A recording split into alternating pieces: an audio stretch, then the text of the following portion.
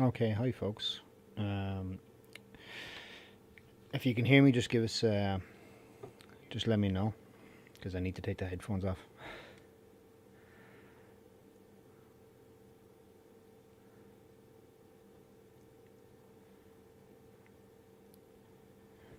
Hey John, that's grand, Justin. I'll be playing a video. Basically today,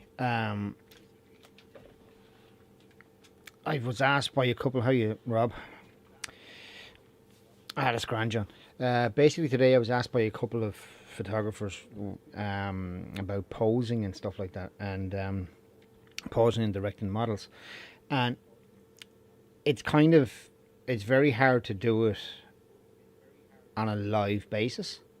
So what I've done is I've dug back into the archives, and about 2 years ago, I think it was middle of the summer, about 2018, I I did a video for a DVD that I was at the time giving to people who came to the workshops as as a refresher, as something a little bit extra, you know. So, hi, John, how's it going? Um, so as I was saying, so what I'm going to be doing is there's about a 50-minute DVD that I'm going to play the video from and stop in different sections and stuff like that. But it'll be fairly self-explanatory as it goes along. But it basically deals with posing models and what to look out for and tips and tricks and stuff like that. That once you start kind of seeing these things happen live, it makes a lot more sense because I'm going to give you I'll be giving you the ingredients on how to make the shot rather than just posing the person and not telling you why the person is being posed that way.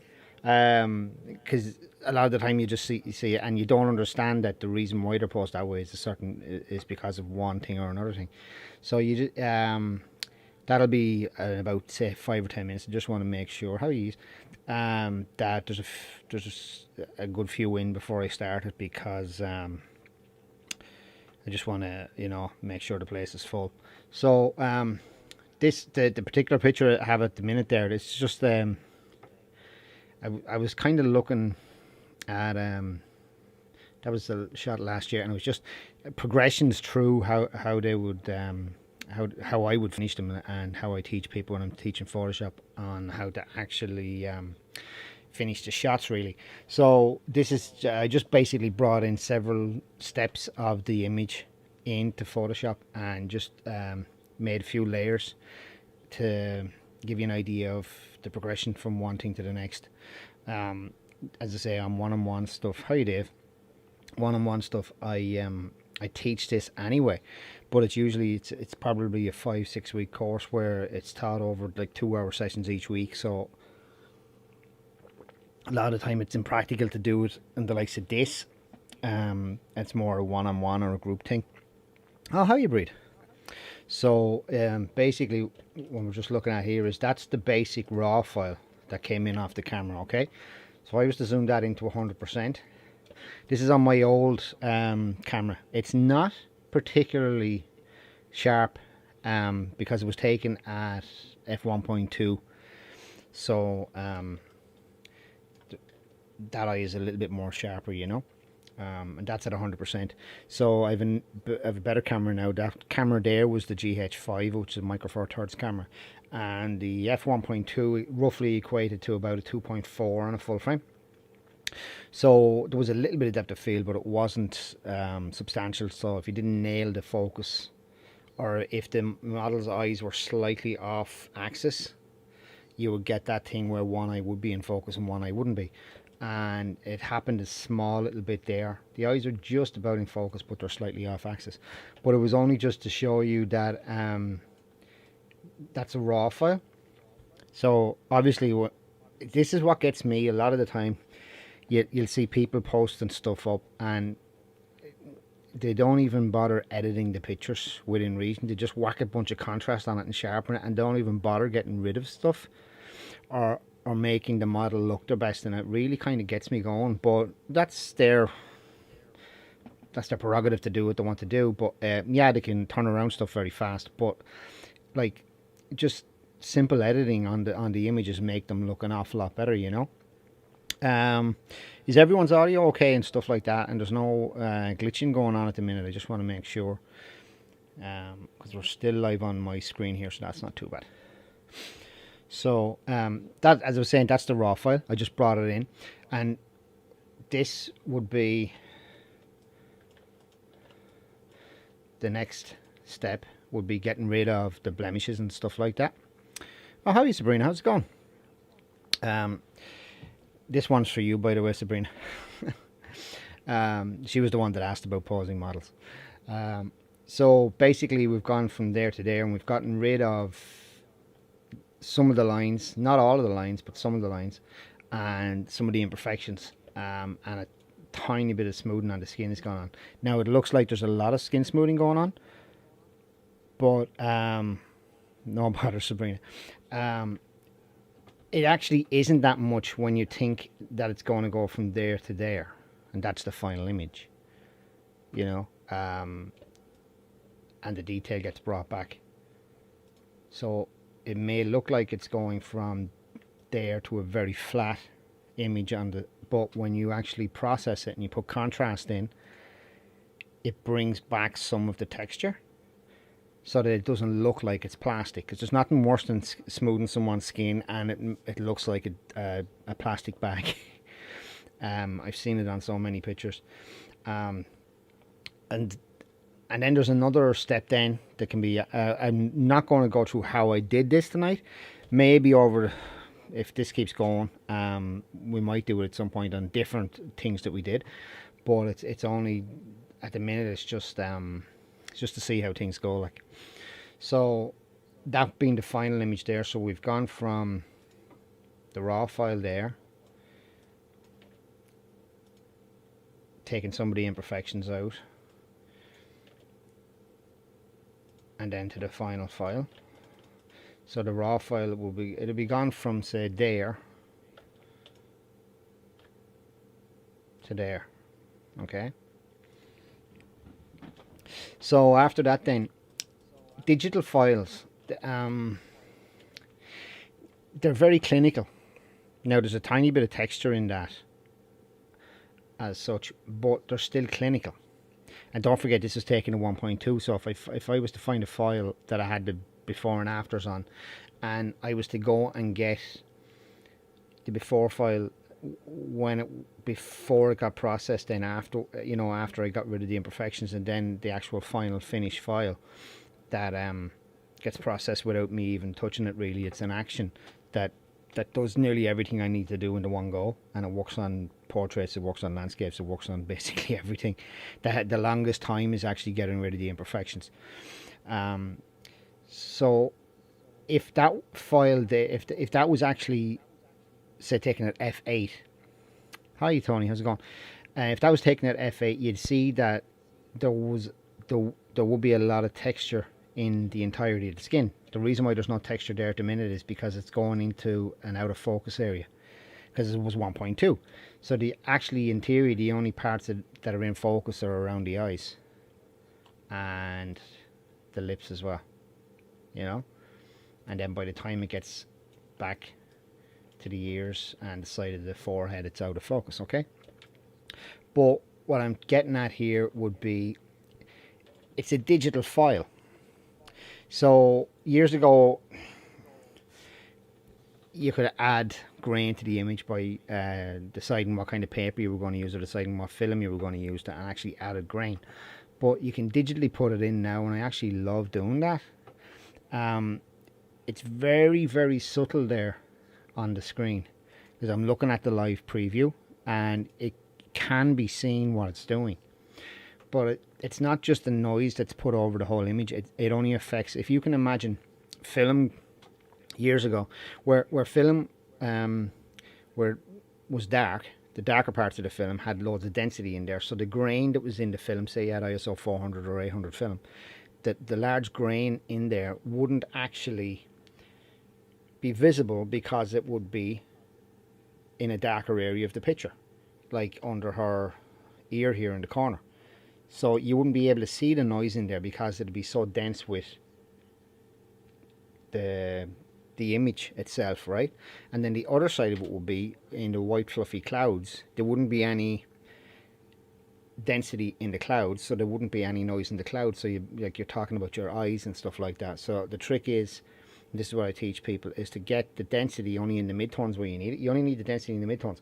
You don't want the density in the shadows or in the highlights of the grain, because the grains actually on film, it used to only be in the midtones, and it gives you a much more natural kind of an effect, you know. And so then if we went to a black and white, this is just there's a million different ways of doing black and whites, as everybody knows. I just do it my way, and I teach how I do it, and that's it.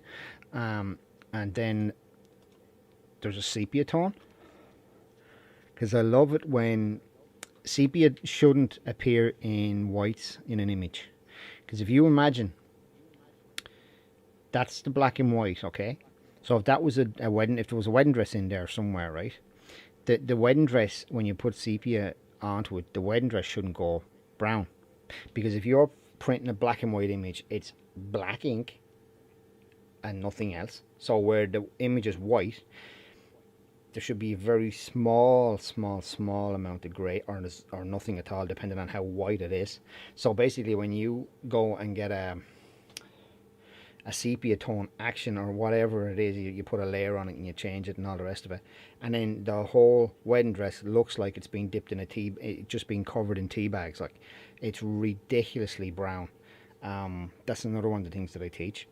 But let me see. Yeah, and then there's the grain. The grain goes really nice as well. It looks better even on a black and white. So that's 100% there. And there's the grain there now. It looks really organic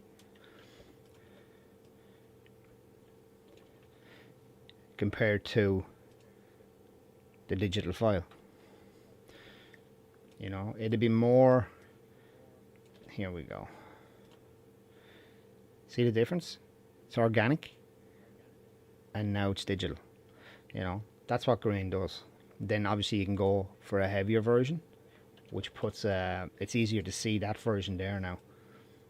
But it's a lovely effect, going from the full digital to something with a bit of grain in it, you know. We have to realize that years ago, people, when they were judging stuff, they didn't freak out every time someone at a competition used ISO 800 or 1600 film or whatever it was, and there was grain in the image. They just accepted the fact that there was grain in the image, because they knew it was needed, because it was a really high speed shot of something, or whatever the case may be. It was a low light shot or something, and they needed a lot of speed in the film, because that's the way they got it was the no ISO years ago. So what happened was, the judges said, oh, that's lovely, there's a nice grain in that, and now it's basically, it's all ISO, and people are freaking out because, oh, it's over ISO 125, and oh, there's a bit of noise in the image. You know, you don't need to be freaking out about things like that. So any questions on that before I go on?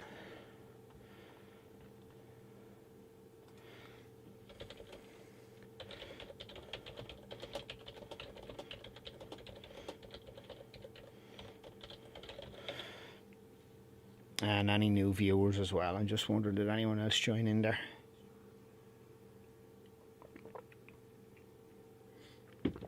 Oh, God. Okay, cool. So, yeah, those of you who know me and have done the course, the Photoshop course and stuff like that, they kind of, they'll be nodding their heads when I'm talking about some of this kind of stuff. But, it makes a lot of sense when you hear it and when you understand it, you know. So what I'm going to do now is I'm going to switch over to the video. So this all came about because I was doing workshops. I still do workshops whenever we get back to the new normal. I keep looking over at that screen. I should be looking at the webcam, but yeah, the new normal. So whenever we get back to whatever normal it is, I'll start doing the workshops again, because I just cannot wait to do them, because we're all driven demented at the minute, but sure, you know, we'll get through it.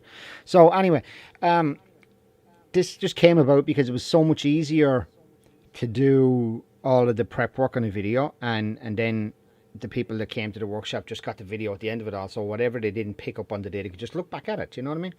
So basically, I'm putting it up now because it's because of what was asked of one of the members there, the people that are viewing, to go over posing. It's almost impossible for me because I'm in a cabinet at the back of the house, and it's like it's 4.5 foot wide, and the space I have is about 1.5 foot deep. So basically, I could touch the, you know, there's a wall behind me, and I've very little space in front of me, so I can't exactly do posing with a model here live. You know what I mean? And obviously, because of the situation we're in, I can't get a model and do a live thing, which I could do if we weren't in this situation. And hopefully during the summer we might be able to do that. That would be absolutely amazing, actually, to do it and have a live one done up. Use my phone as a Wi-Fi hotspot or something, or maybe even do it out in the back garden here and just have someone in, and that'd be absolutely cool. But this is kind of why I kind of came to this, because I've done a bit of Photoshop, I've done a bit of photography end of things, and now it's kind of down to the posing. And because it's so hard for me to, well, it's anybody to do a live thing with no model and go through posing, you know, because believe me, you don't want to see me pose. You will be seeing me pose in the video, but you don't want to see me pose. But that's the, yeah. So is anybody any questions on any of that stuff I just covered? Like, it's just it's the way that I kind of look at a lot of things, and it's not by any matter of means a definitive thing of what I do or what I can teach, but it's just, I was looking at it today when I came in from work, and I said, you know, I'll put this together because it gives me a good kind of, and it's a nice, that's an image, I like that image. And you're able to zoom in and get an idea of the grain, whereas normally with images you can't. But oh, that's grand. Doesn't seem to be anyone. Right, so you ready, Sabrina? So what I'll do is I'll switch over to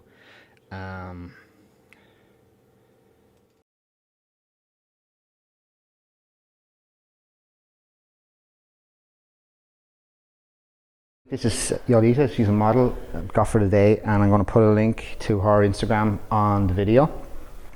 Basically, we're going to start off with basic how you pose a model, how you interact with a model, and how to best get the best pictures, basically, because a lot of people won't ever have posed the model before. Okay, and this is the first time I've worked with the model, so it'll be a learning curve for her as well as me. But if you do the exact same thing every single time, you should have, within 2 or 3 goes, a very, very good idea of what is going on. So hi, how are you doing today? How you doing? Right, basically, if first off, I usually get a model just to stand like this, because I just need to find out, because some models have a bigger kick to one side than the other. So if you just kick to one side and then kick back to the other side. Okay, in this case, the model Lolita has a better kick on the left hand side. So if I'm ever posing with a kick or a curve, I'd be concentrating on the left hand curve because it pops out more. And you can stand back straight again. And the next thing then is, if I was to give you a camera, pretend that's a camera phone, and just take a selfie. Okay, now, I would hope that that's your favorite side on the left. It is, right? Because everybody does it. Look on Facebook, look at any selfies. What you do is they'll take it out and they'll automatically go to either one side or the other, and it's usually the side where a parting is on the hair. Now Lolita has parting right down the middle, but she tends to favor her right hand side or our left hand side. So basically what that means is she will gravitate to pictures that look nicer when they show her, and she's even turning slightly sideways to me now, so she's showing off her nicer side of her face. And you'll get used to that. Basically, by just handing them the phone and asking them to take a selfie, you'll find out, okay, the model likes this side of her face, and by doing the thing with the hips, you'll find out that the model has a better curve on one side than the other, and then you can have that in the background, and when you pose the model, then you're constantly thinking, okay, that's the better curve, this is the better side of her face. And when you give that model that particular picture, she's going to be a lot more happier with it than if you pose to the other side. And sometimes as well you get a model that will constantly keep turning her head to the good side, and if you want to photograph the other side of the face, it's a constant battle because she's never turning that way. All right, so that's the two of those down. Now if we can I'm just going to take one or two photographs, right? These are basic photos that I'll sync in with the video, but what I want you to do now is, this is without posing the model at all. Now she's fantastic physique, fantastic figure, but without posing the model, we'll see from start to finish how you actually get a curvy picture of a model, okay? If you have a light meter, use it. If you don't, try and use your hand. So if I was to put my hand up here beside the model, I'm in the same light the model is in. So if I put my hand up and I spot meter off of my hand, whatever the reading on the camera is, if you overexpose it by 2/3 of a stop, that's the actual exposure for the model, because we're not using flash at the minute, it's just ambient light coming in from the windows. And in this case it's f2.8 at 1/160th of a second. Okay, so I'm just going to take a test shot here.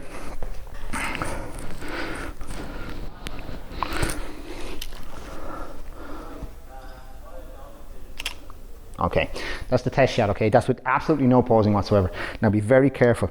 I'm going to do a couple of different things, right? I'm going to go to 24mm, which is a really wide angle, and I'm going to get really, really close.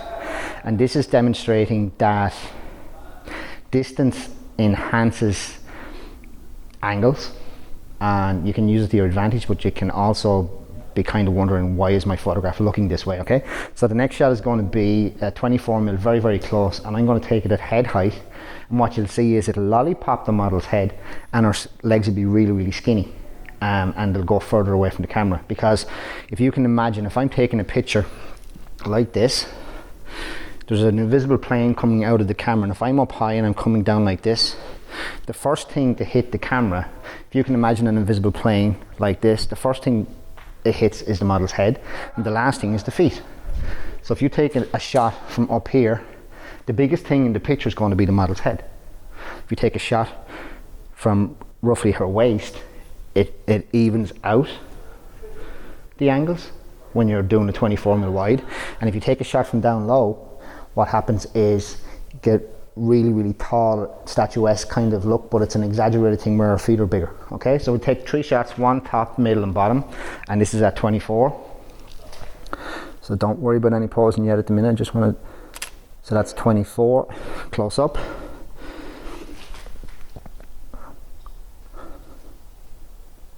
.24 and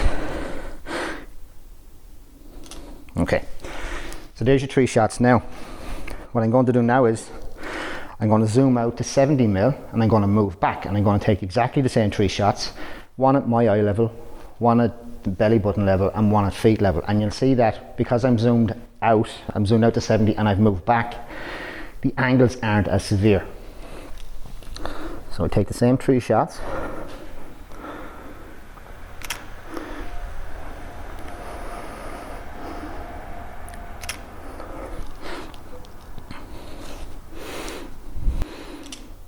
Okay, so the angles weren't as severe there, and I'll be pushing the photographs into the video. So the angles weren't as severe because I'm further back. So be very careful if you've got a wide angle 24mm lens. For portraits, I wouldn't usually go above 50. Try to keep it to 70 or 85. So if you have a 70 to 200, use about an 85, which is a lovely portrait lens. I'd never, very, very rarely, unless I'm going for an edgy kind of a shot, I wouldn't use a wide angle. Because of that reason, I wouldn't go to 24. All right, so the next part of it is then the posing. Okay, so at the minute the model is literally, even when she's standing right now, she's actually almost naturally posing herself, but I need her to reset again and just go straight down. We're at roughly 50mm. Right, that first shot there, that was literally just dead on shot. The model, if she keeps her arms down by her side there, you can see that's how wide the model is. Okay, so no matter how much of a figure the model has, you've automatically made the model wider by having her hands down by her side. So if I get back into the picture here, yeah, So by having the model with her hands down by her side like this, the model's width is from this elbow to this elbow, okay?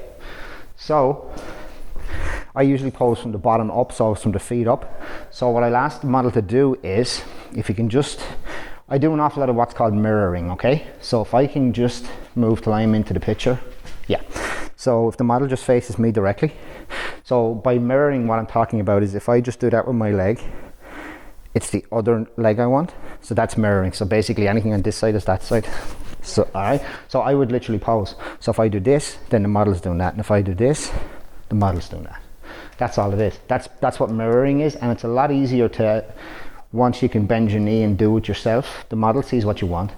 And don't be afraid to have images on Google on your phone and just show the model what you're looking for, because we all do it. It's not against the law or anything like that, you know what I mean? And it gives the model an idea, and it gives you an idea. So basically, we start from scratch again. So by literally all I'm doing at the minute is just popping the model on one leg, right? But remember from before, which side was the good pop side? It was the other side. So what we'll do is pop the other leg, and there's a bigger curve on the left-hand side of the model's body. So what I'm going to do is I'm just going to move over here so you can see that. All right, so if you pose to me, Lolita, right, and then pop the leg that way, you see the curve that's on the left? That's all there because that's her curvy side of the body, right? Now, if you can up on your toe and just move your leg across, moving it across, right? So what I've done there is, by bringing her knee across like that, I've created a shape. It's a converging V. So if I want to cut off the image from there, what's happening is it's coming up, going in, coming up, going in. It's an hourglass, okay? Or if I wanted a full figure, you still have a really nice shape, because what you've done is you've created this kind of shape, but all I've done is I've asked the model up on one knee, up on one foot, like. So I'll reset again, and up on one foot, and cross the knee, and pop. That's it. Simple, okay? Now, what do you do with the hands? She's already doing, okay? Right? Because she's a brilliant model, so she knows what she's doing. But I'll just move over here again. All right. So basically, up on one knee. So you're facing to me this time. So you're popping. That's it, right? Actually, you can face back to the camera. Thanks. So you'll pop that way, right? Now, this hand here, which is her right hand, what I'd normally do is if you just rest it there, and then bring your elbow back, and then your hand follows. Okay? And you see the way from this angle here, what we're looking to try and get is triangles. So if you move is it okay if I, yeah? And that's another thing as well. Be very clear about your commands. Discuss beforehand if it's okay to touch the model's elbow and things like that. And then when it gets into the flow of things, you can just go over if it's not working right and just touch the elbow and just move it a tiny bit. But just make sure that it's clear between yourself and the model that that's okay. All right? So if the model had her elbow like this, from this angle, there's still the width from that side to that side. But if the model brings her elbow out a tiny bit, you can see her waist. And there's a triangle in here which creates curves and it slims, okay? So that's that side of the hand, all right? Now, okay, right. So you're basically doing this. So your hand is here and your elbow's like that. That's it. And just rest your hand here. That's it. And the elbow's out slightly. That's it. Now drop this shoulder, okay? Because what that's doing now is, it's putting, if you can imagine what's happening, from shoulder to here, is creating, actually you need to higher the shoulder, drop this one. That's it, and keep that one up, right? What we're doing is, there's the waist, the hip bones are going that way, and the shoulders are coming down this way. So it's creating a convergent triangle over there. And you've also got a triangle in here. And by doing that with triangles, so what you do with the other hand then is you put the other hand on the hip, slightly up, and the elbow comes out. That's it, okay? So because the elbows come out even more, move this elbow out really far, right? It may feel weird to the model, but when you take the picture, you'll see a before and after. It's better to have, if the model was to do this with that hand, just do that with your arm and point the elbow straight at me, right? What happens there is she's got no arm. She's got a nub, okay? If you bring your elbow out this way, now she has an arm. it's foreshortening and things. So be very careful that if you're posing a model like that, if the hand is here like that and just posing for the model, that's fine, that's lovely, grand. But the minute she puts the hand like this and it's up and it's facing the camera, it's creating, you'll see it when you take the shot. It looks weird. It looks like she's no forearm. So by moving the arm out sideways, she's an instant. It's the same thing with the other arm there. By bringing the arm out slightly more, instead of keeping it back in, if the model puts the arm back in this way, what's happening there is that arm is shorter, and now she moves the elbow out slightly, she's got a proper length arm. Same with feet, same thing. If she's sitting down, be very careful, because what's closest to the camera is the biggest, okay? So that's some of the arms, the shoulders, the hips and the knees, okay? So we'll go from scratch again in a minute. I just want to go through one or two more last things. It's how to pose shoulders and pose the chin, pose the head, okay? So what I would normally do is I would do this with your palms to the model this way. So I would do this backwards and forwards. Never do that, because that's means get away. So do this, okay? So if I was to do this with the model and do this, the model would turn that way and then do this, and that's just from the shoulders, like literally the shoulders. That's all it is, okay? So from the hips kind of stay where they are, so the shoulders are like that and like that. That's all it is. It's just a way of directing the model to move her shoulders. That's it. All right. And now the chin. Here's the one thing that, if I can give you one piece of advice, it's the chin, right? Now, Lolita has a nice chin line, but if it's posed wrong, she has a round face, right? But by doing it this way, and some models get it very quickly, some models it takes a long time for them to actually cop what's going on. It's what I call, it's like chin out and down, okay? It's not, if we can do it, I suppose we can do it this way. I'll do it right beside the model. If you look straight at me, turn it this way, right? So if you do chin out and then down, right? Now the problem is, right, what's happening here is, what you're doing here is this, look at, you're doing chin out, but you're doing it down, and you're kind of bringing your chin back into your chest. Mm-hmm. You need to, if you do chin out like this and then down, as if you're going from the back of your head, see, it's pivoting from the back of your head, okay? So you can see it, if you look at my chin here for 1 second, right? If I do chin out and down, at a certain point I'll actually get a jawline. Mm-hmm. But if I do chin out and then down, mm-hmm. it's a chin. Yeah, it's a double chin, right? So it feels really weird and it feels really funny, and it can hurt, but it's literally chin out like that, really, really far, and then down, so your whole head is kind of going down. It's not reversing back in your chin into here, it's keeping the distance and then just dropping the head. So when I'm this is what I call chin pan, okay? So it's chin out like this and then down, that's it, okay? And if I wanted the model to move her head left or right, it's literally chin this way and chin that way, okay? That's your hand, right? Now if I need the model to tilt, there's a couple of different ways of doing it. You can do a tilt like this, or you can pretend you're actually tilting the head like this. Some models prefer it. It doesn't really matter which way you do it. But if I was to say to the model to tilt the head this way and then tilt the head that way, that's it. All right. Now some people, when you say do this and that, what happens is they tilt the head and turn. They do this instead of what happens when you tilt that way is they'll do that. And to stop them from doing that, you can use this motion, and they kind of understand that it's like it's tilt the head this way, left and right, rather than turn sideways. So that's the other one. It's just tilt left and right. Okay. So once you have an image in mind, if you get an image on Google or whatever, or you have a particular pose in mind, then it's just a question of posing them. So first thing again, so up on the foot, that's it, and cross the foot over slightly and drop the hip. Okay. That's the next one. It's a real natural look. Okay. Next thing then, if you put one hand up here and the other hand down slightly lower, so this one's up higher and that one's lower, but you can put it on the waist belt and then put your hand in behind. That's it, right? And then pop it out. That's it. So even if you wanted to use your thumb on the back as well, see the way you had this hand is there? Yeah, exactly that. You see that, right? That's creating triangles. So if the model can hold the pose for 1 second. We have a triangle here, the hips are coming up, and the shoulder is, if you drop the shoulder a little bit, Shoulders coming down this way and the hips coming, so you've got a triangle coming this way. All right, all shape. Triangle here as well, because when the model crosses over the leg, what happens is it gives a curve shape. It's not straight down anymore, there's a curve. All right,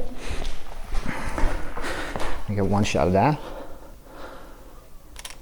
Now, perfect. Now, here's the thing, right? That's the model, the way she is there now, right at the minute. Now, if you do chin out to me and down slightly, that the two shots there before and after, it makes a difference because the chin is in a specific point and it gives her more of an angle on her chin, okay? So we'll do the same thing again. So reset your head and just do normal. That's normal pose. And I can tell from the way she's after posing, what's happening is her chin she's moved her head slightly back because I can see it from here. So it's chin out and down slightly, ever so slightly, there. That's it, right?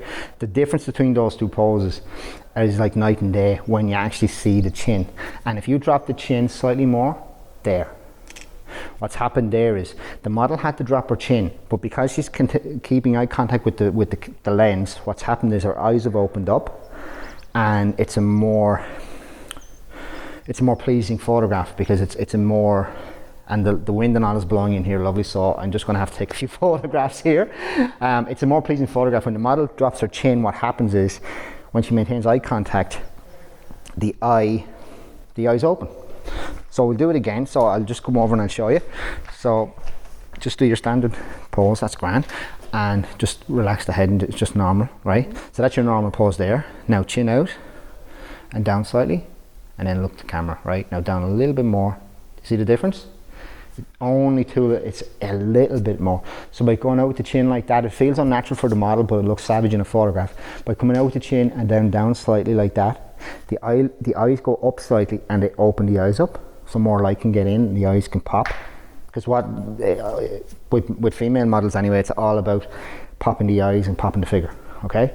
And if the model has her eyes half closed because she's standing normally, it's not going to look as nice as when the chin pops down. All right.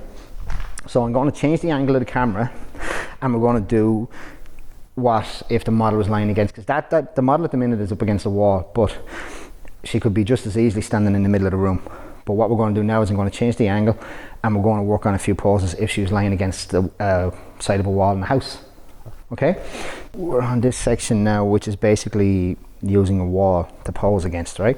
So if the handiest thing to do would be just to pose for the model. So if I'm going to stand in for the model's going to stand out and go behind the camera. So if you go behind the camera, and I'll show you exactly what we're looking at here. All right.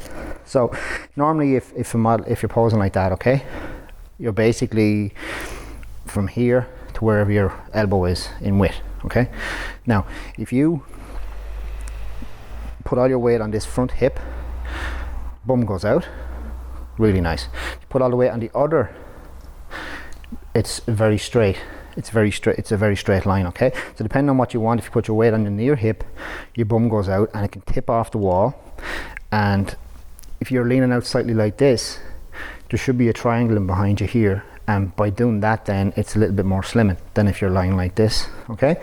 And the same again, if you even just do that, because I'm now putting all my weight on my back hip, and I can lean in this way slightly and chin out, and you can look down your shoulder and things like that. But that's just a demonstration for the model to see what, I know I'm not a professional female model, but you know, you'll have to do. So now we'll switch places again. Sorry, Jolita. So we're back in the same spot. Now, right. Okay. So bum against the wall, and if you put your 2 feet dead straight, like that. All right. So that would be just a generic straight against the wall shot. Nothing going on. She's a fantastic figure, but there's no shape in the actual pose. And I'm just going to move the camera back a small little bit there. Okay. All right. So I'm basically mirroring what I want the model to do. So all the weight on the front hip, and the back leg goes like that. That's it. Gorgeous. And put the back foot up on that. That's it. Now lean out slightly like that, and the hand that's on the hip, put it on the wall Now you see the way there's a little gap right in at the back? I'll just take a shot of that. There's a gorgeous, if the model can hold that for 1 second. There's a gorgeous, this little triangle in here lets all this light through, and it automatically slims the model, because now the model is only from her back to here in width. Whereas when the arm was down, it was from the back of her elbow to her tummy.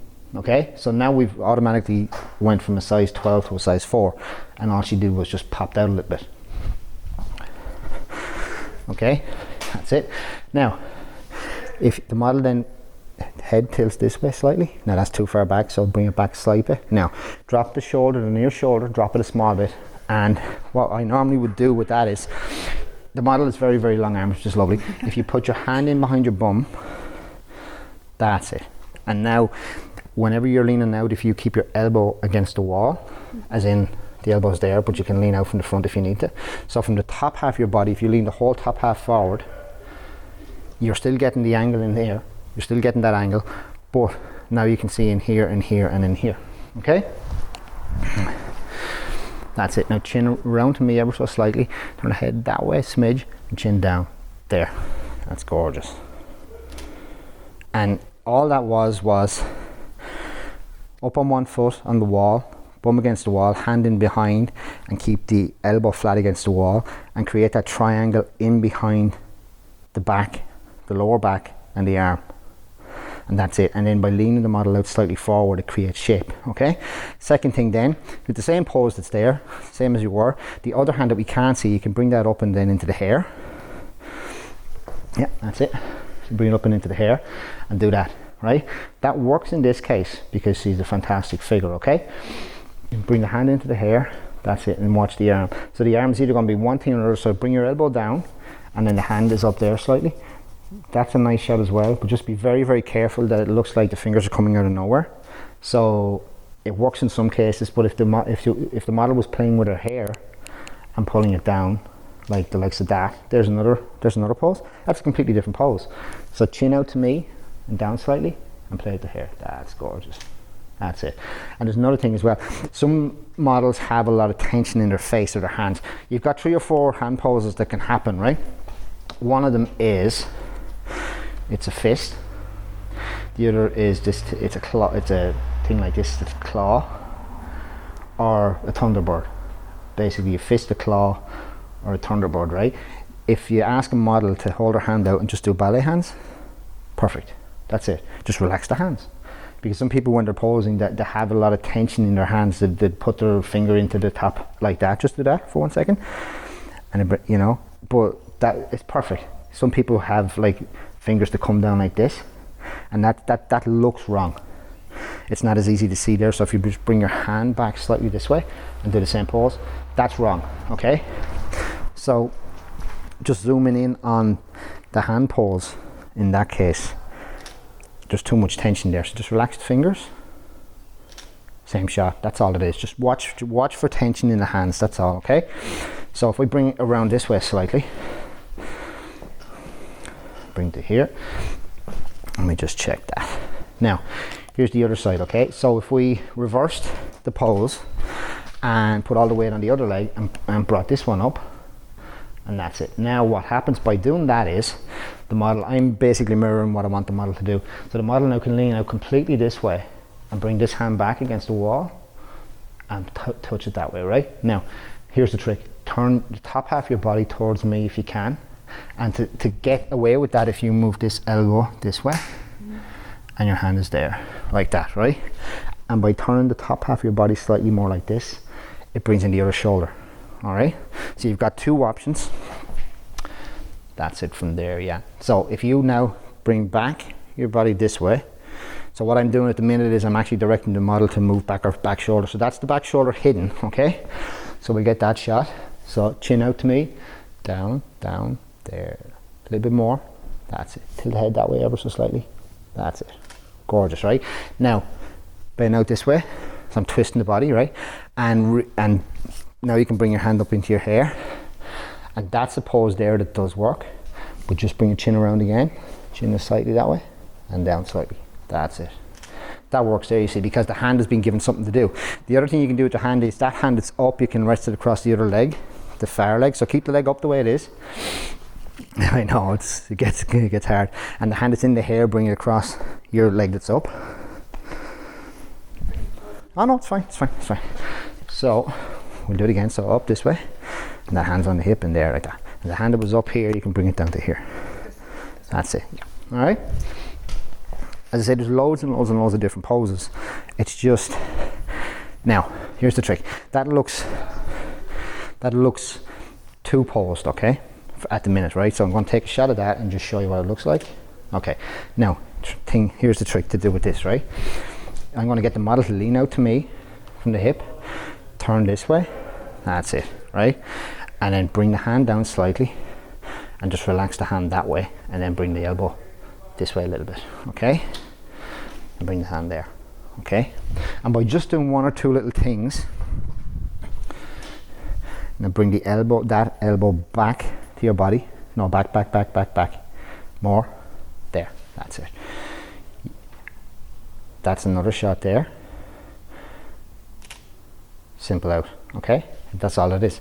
Then the other one is you can have the hand that's on the leg, so the same pose again, and just relax the backhand so I can't even see it. Bring it back. So there's, you're hiding that backhand. That's it, simple. So if you switch the legs now and do nothing else but switch the legs and put the hand back on the hip and hide the backhand a bit more, there, that's it, right? Now that's dead set, that's dead against the wall, okay? Lean out from the top of the wall, slightly this way, not as far, about there, and touch the elbow against the wall. That's it. You're leaning into me now. Now, chin up, head this way, and chin down slightly. That's gorgeous. Okay? So I'm going to take the camera off of this for 1 second and get a proper headshot of this. And when you're looking into the camera, this is the ideal time. Don't stop talking, because if I'm looking into the camera and I stop talking to the model, what happens is this. There's no communication. The model doesn't know anything. Like, I've just hidden myself in behind my impenetrable camera, and it's not very nice for the model, because she thinks she's doing a good job, and then all of a sudden I put my head behind the camera and I stop talking. It doesn't work. So keep talking when your head is actually in the camera and you're looking through the viewfinder, okay? And when you're looking through the viewfinder, you'll see exactly what needs to be changed. So chin out to me ever so slightly and down slightly. That's gorgeous. Now tilt your head ever so slightly that way. That's simple. Simple out, okay? Now, do one last thing. Okay, the same situation here again. This is literally with no reflector, and the right hand side of the image is fine, but the left hand side of the image, when you take it, is too dark, okay? So we'll just move back. So that's what we're dealing with there. So there's a shot there. So what I'm going to do is I'm going to move a reflector in onto the left hand side and bounce the light that's coming in from the window back into the model again. This is like a 30-40 euro reflector that's, you can get them on 7-day shop. And what's happened there is, you see it on the live video, if I actually move that in, you'll see it filling in this side of the model. It won't be in the shot, so it doesn't matter. And then if we take the same shot and we just check before and after, yeah.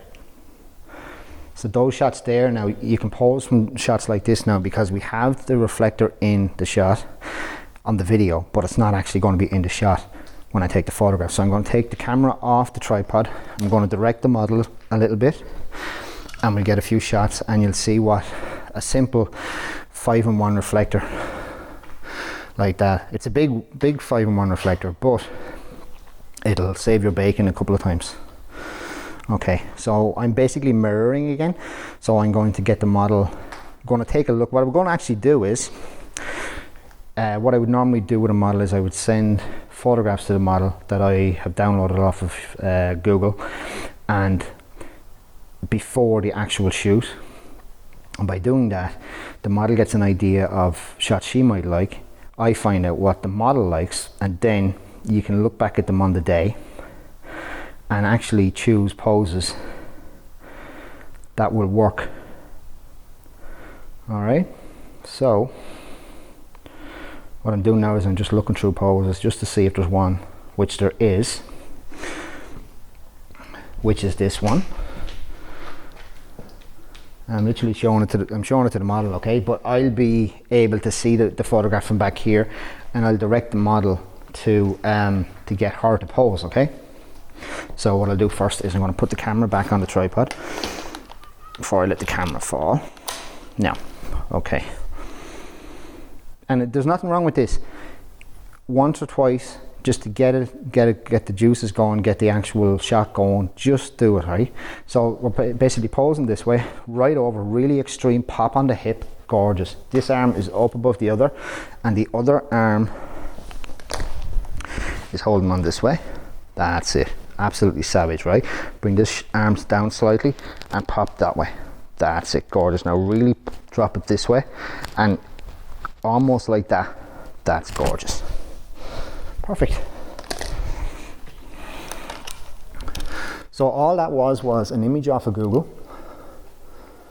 Right, now chin, the head now back this way, chin around to me, chin down slightly. That's it, gorgeous. Grab the arm a little bit more with the hand. That's it. That's gorgeous. That's it, really pop that hip. That's lovely. Now it feels really strange for the model, but by doing that, now chin out to me, down slightly, there. That's gorgeous. Now, same pose, chin, look directly out the window, that's it. Now you see the way we have white eyes. Look back out the window. So chin out, chin, that's it, right? So I'm just demonstrating something here. There's white eyes in that shot, okay? Keep the pose if you can. When you're looking out the window, what we're seeing is, see the way you can see white here? Just there, right? If you half the distance, you now see an eyeball. So instead of, when you're looking out you put your chin to this angle here, so chin out to there, but instead of looking out there, if you can imagine I'm back here, so you're kind of looking here instead. So the chin goes out, but you're looking slightly back, and it gets rid of that white eye in the corner. I know it's a sore pose, isn't it? And there's actually a couple of yolks in our hair. So don't be afraid to move the background either, because you know it's easier to move it now than to do it in Photoshop. So pop the hip, that's gorgeous. Now just fix, there's a tiny little flick of hair on this side. Perfect, thanks, because it's hard to do in Photoshop. That's it, pop the hip, chin out that way, that's it. And then that's absolutely perfect. Because the model isn't looking the same place her chin is, she's halving the distance between me and her. And what happens there is you've got natural eyes. Now chin, same again, we just do one last thing. Pop it. Now chin out really, really far and down slightly. Now some models do it, she did this as well. When I say down with the chin, they automatically look down. The last model I worked with did the same thing, but it's not a problem. So when I say chin out and down, I mean down but don't look down, okay? So keep your eye where you're looking, but just move down with the chin. All right, now here's the thing. Drop this far shoulder, that's it. Because what I want to try and do is, want to keep as much gap in here, because if the shoulder is up, move the chin directly this way, look that way, and move the shoulder up. So if the chin, if there's not enough gap here, she's very, very slender, so she has a gap. But sometimes if I was to do that, my chin is directly in my elbow here, my shoulder blade, sorry. So I'd have to drop my shoulder, so that if I'm doing it, I'd have to do this, because I want the gap here. Because by keeping the gap in above the chin and the shoulder, it makes the neck more slender, which isn't the problem for the model, okay? So that's it. So drop the shoulder a little bit, that's it. So literally I want you to look right along here. That's gorgeous. And try and bend the arms right back. That's gorgeous. All right. Now the more bends, the more curves, the more curvier you can get the model to look, it's going to be uncomfortable for the model, but the picture is going to be absolutely amazing. So it's it's a trade-off. All right. So we're going to get this pose again. Pop it. That's it. Gorgeous. Drop the hip really, really far. That's it. That's it. Now look to me for 1 second, Lolita. Right? Grab the hand down slightly, that's it, and bring it across that way. That's it. And then look straight up. Look right at your elbow. That's it. Put chin up.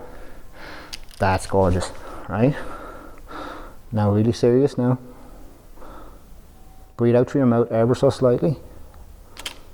That's nice. Now chin around to me ever so slightly. Bring your head around to me. That's gorgeous. and chin straight to me now. Look straight to me. That's it. Now chin out and down slightly, and there.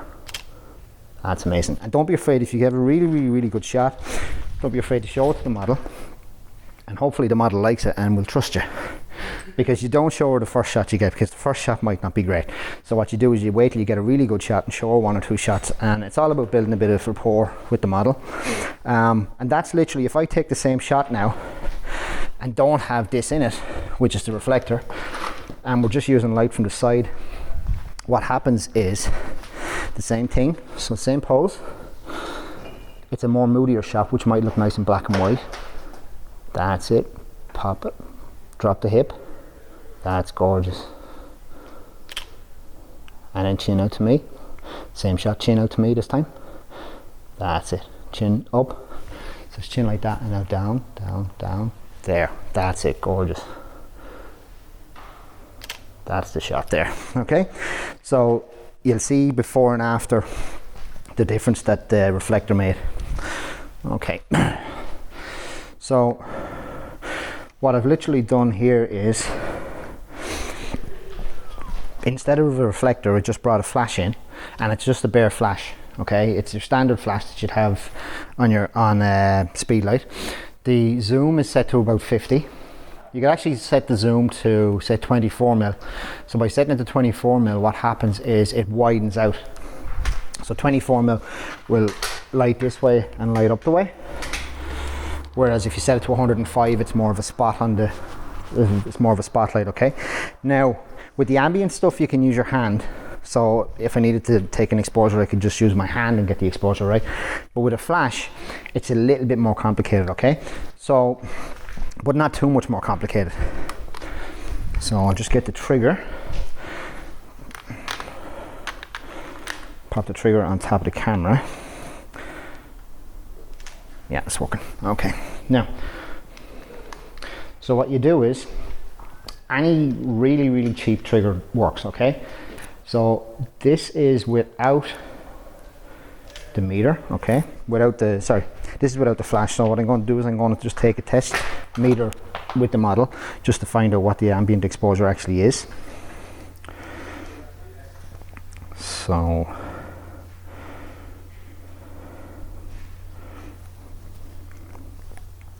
we're at 100 of a second at ISO 800 and f4. Okay, so we're just going to change ISO 800 f4 100 of a second. I'm going to take a test shot. Don't worry about the posing. That's the exact proper ambient light. Okay, now if I switched the flash on, which I have, at the minute the flash is very close to the model. It's on 1/8 power, and I kind of know from experience that if the flash is roughly 8 feet away from the model, which in all fairness is usually the width of your arms plus an extra arm or so. So if I was to do that with the model and I move the flash back till it's roughly, that's touching the flash there, and that's where my hand is. So it's roughly about 8 feet away from the model, and it's powered on f8. Okay. Now it should be slightly overexposed. Still is, you see, it's too powerful. Okay. So what we need to do is we need to dial down the power on the flash. So we're going to go from 1/8 power to 1/16 power, which is one stop lower on the flash. We're going to take another shot. Now it's more or less level on either side. We're going to take it down again. 1/32 power on the flash. Take exactly the same shot. And we're getting there. And we'll go down again, because all of this is a tiny fill flash. So 1/64 power. And even lower again. 1/128. See? So that's 1/128 power. The lowest the flash will go. It's a bare flash. And I'm going to switch off the flash, and this is just the ambient again. I'm going to switch the flash on for this shot. And all that did, and I'm just going to check the back of the camera, was just put a tiny bit of fill flash in on the left hand side of the face. And even though it's actually a harsh flash with no modifier on it, it actually looks like a really, really soft flash because it's matching in with the ambient light, okay? So now if we pose the model now, and we get a nice little shot, we'll show before and after the flash, okay? So I'm just gonna take the camera off the tripod. So bring your left hand right around behind your bum, this one, hide it completely. That's it, yeah, right?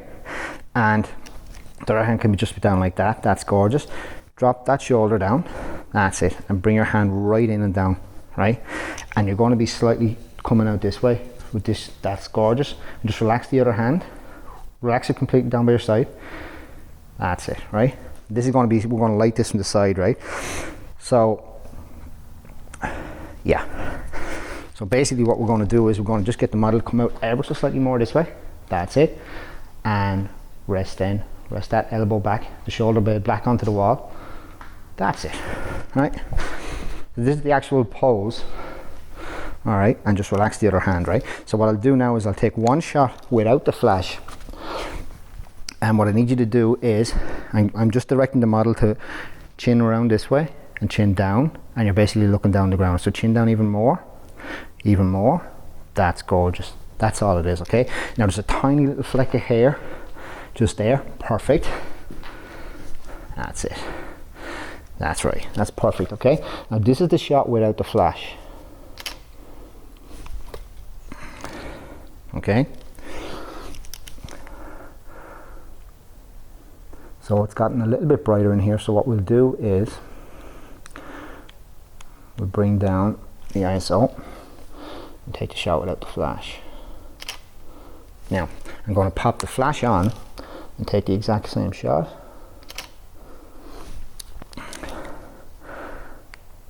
And you'll see the way the left hand side just got a tiny bit brighter, okay? Now that's at f4. Now, say we wanted to darken down the right hand side of the image completely, okay? So what I'm going to do is I'm going to take the f-stop and I'm going to go to f11 and take a shot without the flash. So the same pose.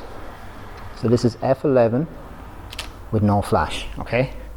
So by going from f4 to f11, I've darkened down the ambient.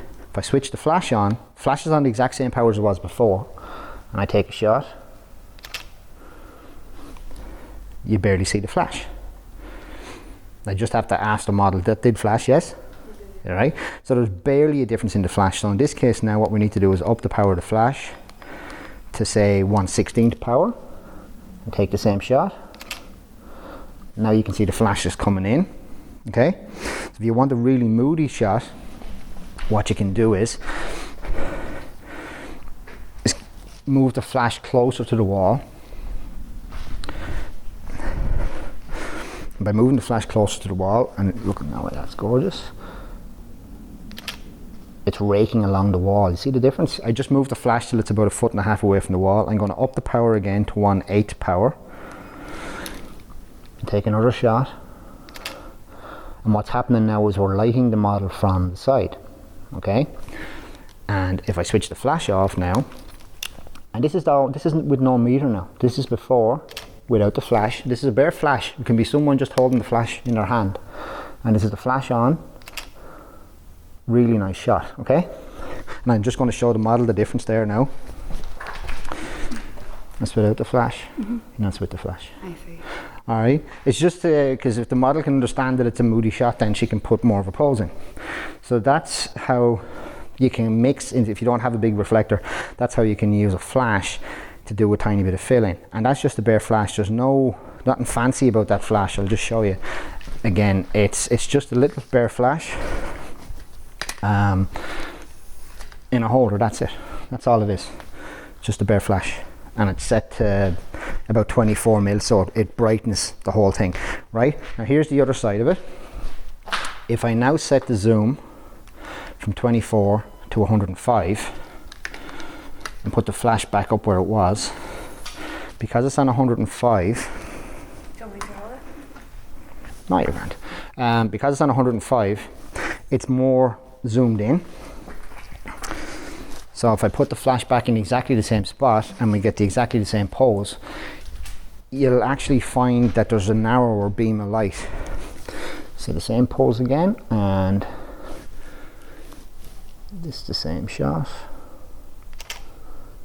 So there is a far more concentrated beam of light there coming out of that. So if you wanted to darken that down even more, if you go from f11, see f11 at 100 of a second. Say I wanted to darken down the ambient.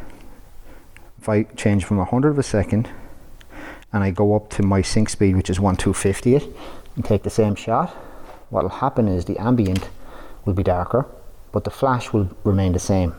Okay? So that's just going from 100 of a second to 250th of a second, and that's already darkened down the shot. If I want to darken the ambient down even more, I can go from f11 to f16, but because I've gone from f11 to f16, I have to up the power of the flash. So I've upped the power of the flash from 1/8 to 1/4, and now what we have is a really moody shot where you can hardly see any of the ambient light. Okay, so we're going to do a different pose for this. It's something similar, but we're just going to pose it up a tiny bit. So up on one foot, bum against the wall. That's it, gorgeous. And you eventually will be looking straight that way. Now drop the, obviously look to me first, but drop this shoulder down really far. That's it, and put the other hand back like that. That's it. Now look straight to the light more, and what I'm going to do is I'm going to turn around slightly and come over to behind the model so she can see. Turn your head slightly this way and bring your chin around. That's it. Now drop this shoulder, chin around more if you can, and head that way slightly. That's it. I know it's hard because when some people, it's very, very hard to bring your chin around without twisting it. That's it, right? And look down. That's gorgeous. So what I'm literally going to be doing is you're going to be looking on your own shoulder like this. Perfect. That's it. And the more of a pop the model can put into the shot, the more she can sell it. So I'm just going to zoom in a tiny bit and just get a really close-up shot here. So drop the shoulder a little bit. That's nice. Now chin around to me ever so slightly. Chin down, down. That's nice there. It's up to yourself whether you want to make more ambient, less ambient, more flash, less flash. Your shutter speed controls how much ambient light gets in without changing the power of the flash. If you want to control even more the amount of ambient, you have to change the f-stop, which means then you have to up or power down the flash. Okay, and I think that covers roughly about 80% of what we need to cover. So I'm going to sign off now and take some shots. So any questions on that? Was it good? Was it bad? Was it like a horror movie? Was it a car crash? Oh God. When I look back on it, some of the things, I would change quite a bit of stuff, but it was quite interesting all the same to just look back at it again, So hopefully that made, a bit of sense to some people. That's grand, Sabrina. Now what I'm going to do is I'm going to actually make sure I'm going to re-edit this video so that I'll get the start of it before it all went bananas, and I'll get the end of it, and I'll put the proper video in the middle so it'll actually sound better. So if you're on the actual YouTube channel, you'll be able to go back in and look at the uploaded version instead of the live, because I kind of did a little bit of research beforehand on the audio and it seemed to be okay. Yes, but what you do there, Sabrina, is you have to be very careful. If you're using, if you've a slightly curvier model that has a double chin, you need to, it's kind of hard to explain it.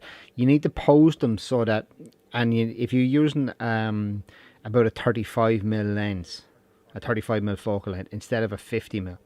So with someone that's curvy, you'd use a 35mm lens. For that model that was in that video there, you wouldn't go below 50 in general because it just lollipops them, like was in the video. So what you do is you'd get your 50mm lens and move in close and then tilt it down. So you're in effect lollipopping the person, and if you can get slightly above their eye line and then recompose the shot down, what happens is it makes their head look big, but because they're a curvier person, their body is generally bigger anyway. But by lollipopping it down, it thins out the body, and because you're slightly above the eye line, you've less of a chance of seeing the chin. You know? So, obviously, find a model, we'll get together, and I'll show you live when all this is over. But yeah, it does work, but you have to be very careful. Obviously, sometimes you can't get rid of the double chins. It's just in general with lean models and stuff like that, it tends to give them an extremely nice angular jawline. So other than that, and the fact that things kind of went haywire for a while. Any other questions before I log off for the night? No bother, Sabrina.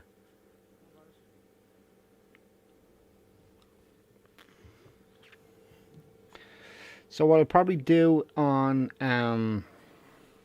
Thursday now at this stage, because we're doing a Zoom meeting tomorrow night with the camera club. So probably Thursday night I'll do the next one. And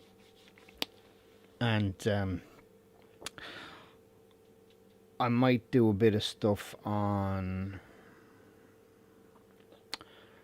grain, maybe. No bothers, Mary. Yeah, I might do grain actually. I'll have to see how it goes on the night. So because I was dying to do this particular one because I had that video, but unfortunately the audio, when I was testing it, it wasn't mirroring like that, but obviously when I went live there was some sort of a feedback loop, and it wasn't really the webcam's fault or the mic here. It was just the way, it's just whatever way the software and the mic were interacting with each other when I went live, you know. So yeah, no bothers. Yeah, so listen, I'm going to sign off here now, and what I'll do is I'll just put the intro panel back up, and I'll talk to you hopefully on Thursday. And if you know anybody that likes this kind of thing, give them a shout and tell them to tune in.